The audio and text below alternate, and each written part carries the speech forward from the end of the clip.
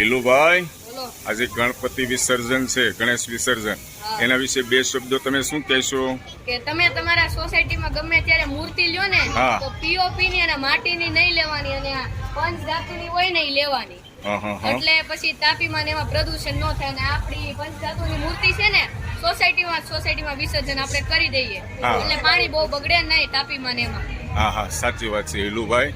તમારી ઉંમર નાની છે એ પ્રમાણે ખૂબ સમજણની સારી વાત કરી છે. હિલુભાઈનો કહેવાનો મતલબ એ છે દોસ્તો કે સોસાયટીની અંદર આ ટાઈપની પંચ ધાતુની મૂર્તિ હોય તો શું છે કે અહીંયાથી જે આપણે માટીની પીઓપીની મૂર્તિઓ લઈએ તો તાપી મૈયામાં જે આપણે પધરાવા જઈએ છીએ તો થોડુંક પ્રદૂષણ ને એવું બધું થાય છે. એવું કહેવા માંગો છો ને ભાઈ તમે? હા. હા. અને વિસર્જનનો આનંદ કેટલા વાગે છે અત્યારે વિસર્જન ગણપતિ દાદાનું? ઈ તો હજી 1:30-2 વાગે ચાલુ 2 થાય. વાગે થશે. પૂરેપૂરો આનંદ લેશો ગરબા સાથે? હા. ઓકે, ખૂબ ખૂબ આભાર. બોલો ગણપતિ બાપા.